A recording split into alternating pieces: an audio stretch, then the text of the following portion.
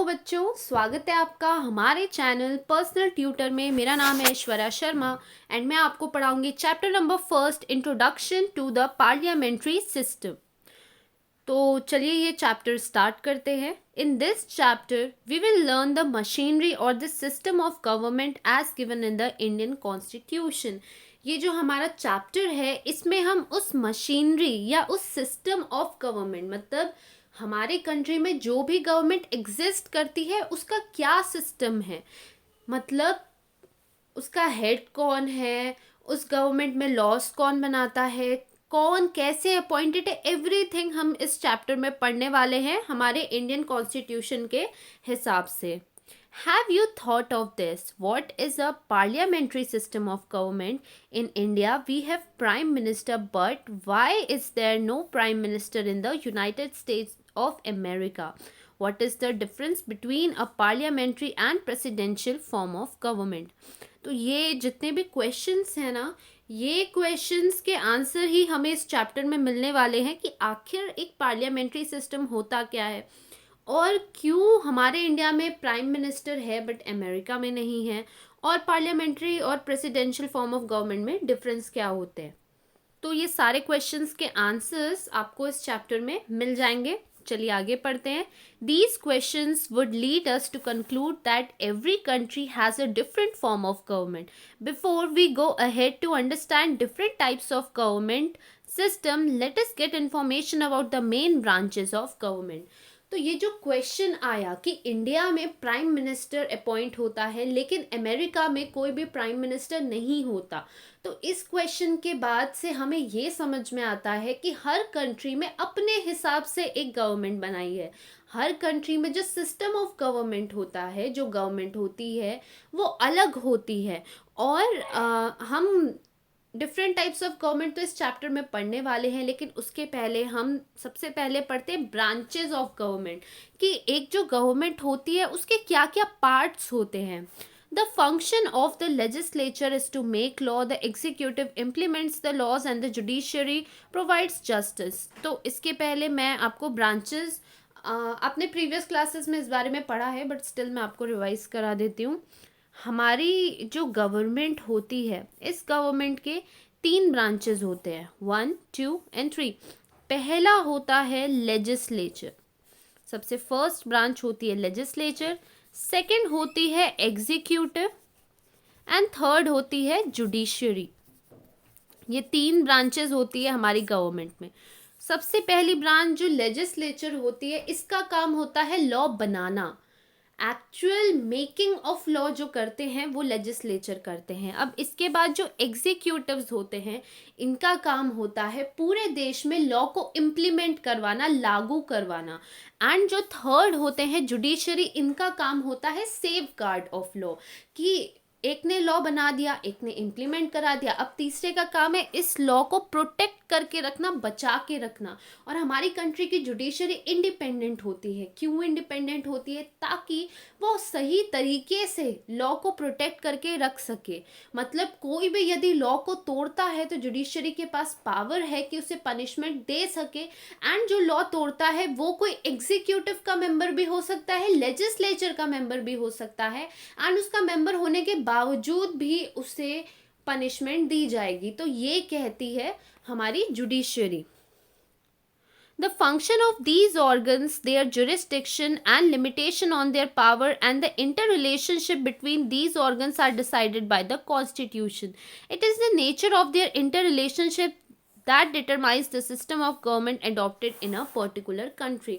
अब ये जितनी भी ऑर्गन्स होती है, इनका क्या फंक्शन है, किस काम के लिए इन ऑर्गन्स को बनाया गया है, इनका जुरिस्डिक्शन, जुरिस्डिक्शन मतलब होता है पावर टू रूल, कि मतलब किस फील्ड में इनके पास पावर है, और लिमिटेशन कि इनके पास जो पावर है वो अनलिमिटेड नहीं होती है, कुछ भी नहीं कर सकते हैं ये लोग, उसमें कुछ लिमिटेशंस होती हैं, कुछ रोक लगती है। और साथ ही साथ inter relationship between these organs are decided by constitution. और इन ऑर्गन्स के इंटर रिलेशनशिप क्या होते हैं, ये सारी चीज़ें वैसे हमने प्रीवियस क्लासेस में पढ़ी है। जैसे सबसे पहले जो एग्जीक्यूटिव होती है उसका मेन फंक्शन होता है, कमिंग टू एग्जीक्यूटिव, एग्जीक्यूटिव का मेन फंक्शन क्या होता है कि इनका काम होता है लॉ बनाना। ये बेसिकली लॉ मेकिंग का ही काम करते हैं, बिल्स बनाते हैं, उसे पास करवाते हैं। और इनकी पावर में लिमिटेशन ये होती है कि ये कुछ भी लॉ नहीं बना सकते, ठीक है। लॉ बनाने में भी जो भी ये लॉ बना रहे हैं वो वेलफेयर के लिए होना चाहिए ऑफ सिटीजन्स, लोगों के भलाई के लिए इन्हें अपॉइंट किया गया और ये उसी लिए लॉ बनाएंगे। एंड ये कुछ भी लॉ ना बनाए या इनके लॉज गलत ना हो, ये मेक श्योर करती है हमारी जुडिशरी। तो ये इंटर रिलेशनशिप होता है जुडिशरी एंड एग्जीक्यूटिव के बीच कि एग्जीक्यूटिव कुछ गलत लॉ ना बनाए, और यदि गलत लॉ बनाता है तो उस पर रोक लगा सकती है जुडिशरी। अब सेकेंडली एग्जीक्यूटिव का काम क्या होता है? एग्जीक्यूटिव का काम होता है लॉ को इम्प्लीमेंट कराना, लॉ को हर जगह लागू कराना।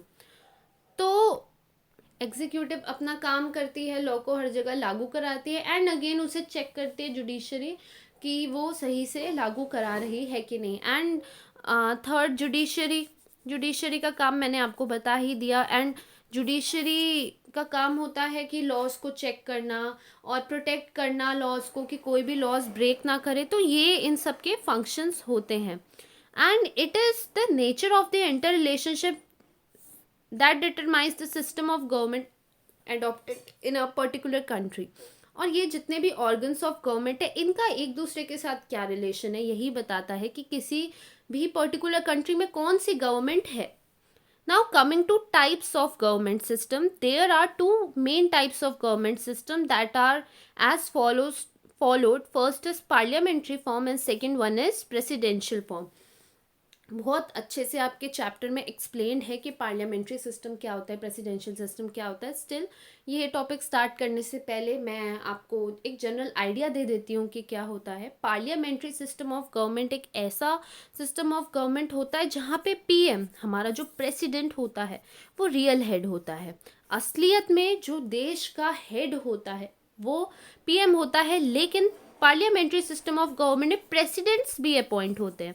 प्रेसिडेंट अपॉइंट होते हैं बट ये नॉमिनल हेड होते हैं। नॉमिनल हम कह सकते हैं, सिर्फ एक नाम के हेड होते हैं, रियल पावर्स इनके हाथ में नहीं होती है। बहुत सारी चीज़ें इनके अंडर होती है, ऐसा कुछ नहीं है, बट स्टिल असली पावर जो होती है वो प्राइम मिनिस्टर के हाथ में होती है। ये एक मैं आपको जनरल आइडिया दे रही हूँ, अभी डेप्थ में नहीं बता रही क्योंकि डेप्थ में आपके चैप्टर में तो हम बात करेंगे ही। And coming to presidential form of government, जहाँ पे प्रेसिडेंशियल फॉर्म ऑफ गवर्नमेंट होता है वहाँ पे प्राइम मिनिस्टर जैसा कुछ होता ही नहीं है। वहाँ पे simply president of the country होता है, जैसे कि आपको ऊपर बताया गया अमेरिका के बारे में।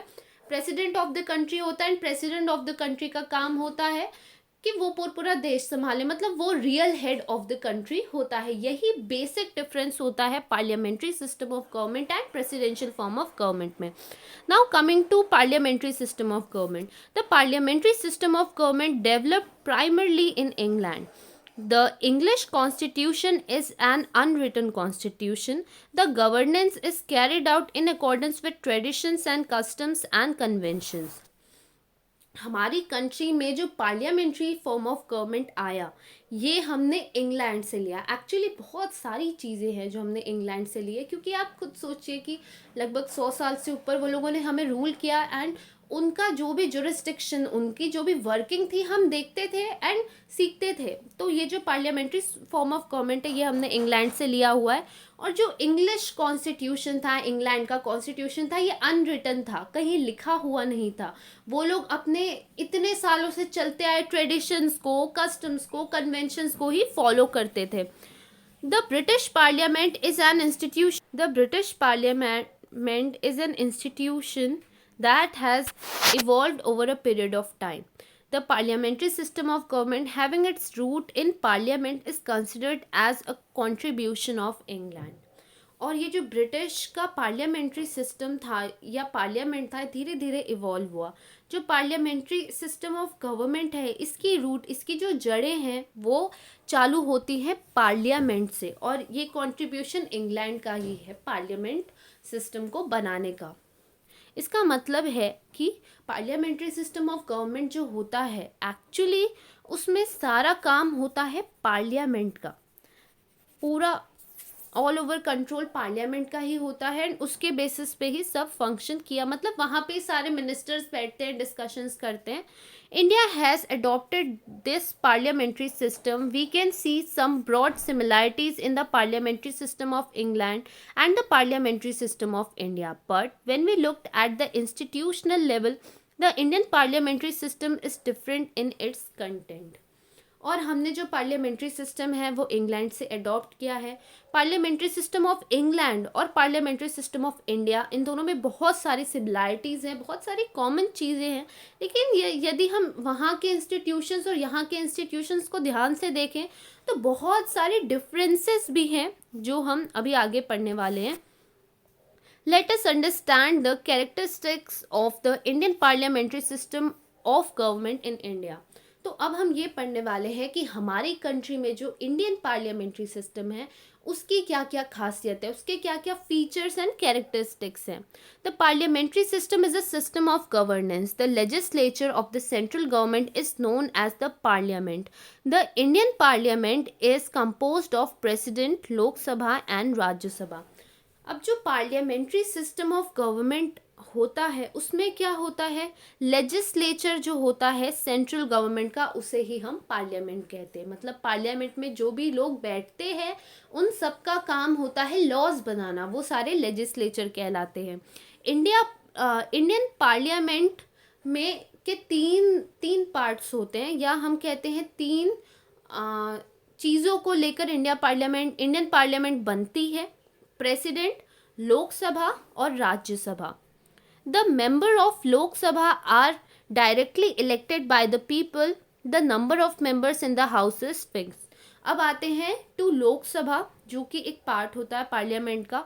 लोकसभा के जितने भी मेंबर्स होते हैं उन्हें लोग ही इलेक्ट करते हैं. मतलब लोग वोट करके, हमारे पास राइट होते हैं कि हम अपने रिप्रेजेंटेटिव्स चूज कर सकते हैं. रिप्रेजेंटेटिव वर्ड से आप समझ जाइए जो हमको रिप्रेजेंट करते हैं जाकर हमारी पार्लियामेंट में.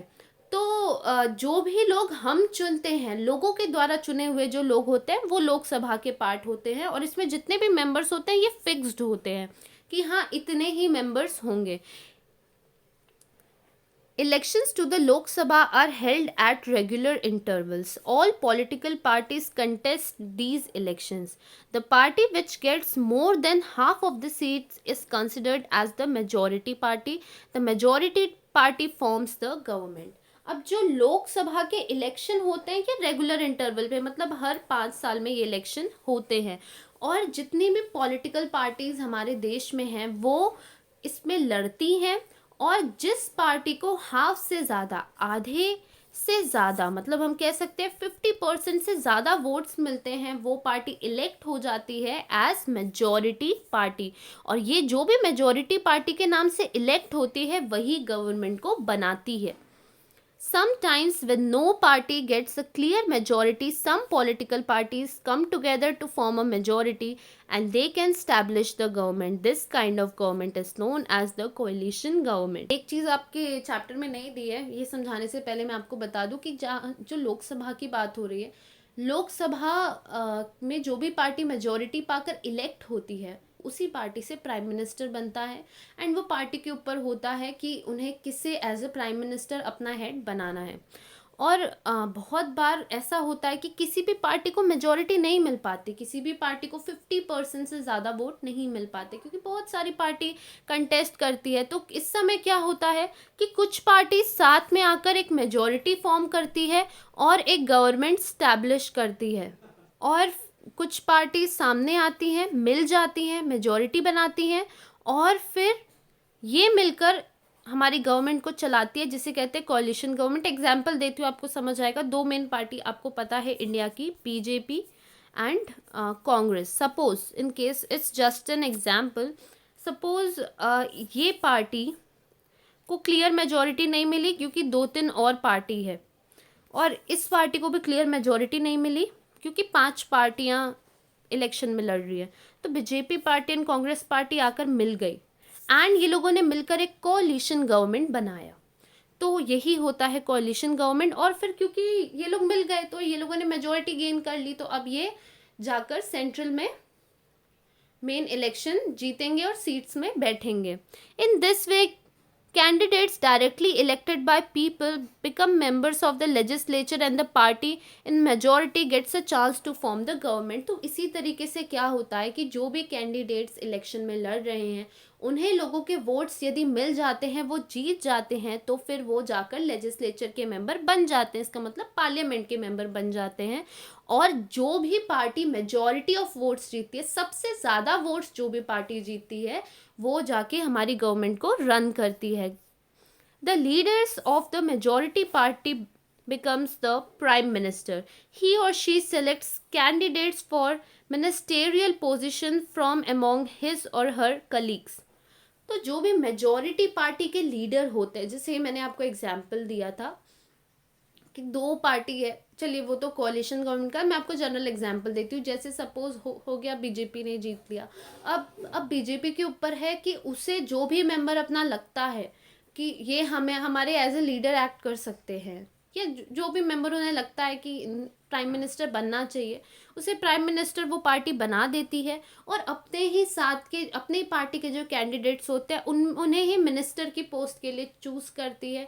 यूनियन गवर्नमेंट का जो काउंसिल होता है उस काउंसिल के लिए चूज़ करती है। जैसे एग्रीकल्चर मिनिस्टर कौन बनेगा सेंट्रल का, उसके बाद एजुकेशनल मिनिस्टर कौन बनेगा, रेलवे मिनिस्टर कौन बनेगा, ये सारे जो अलग अलग मिनिस्टर्स होते हैं सेंट्रल लेवल के, इन सब को इलेक्ट करने का काम हो जाता है फिर प्राइम मिनिस्टर का।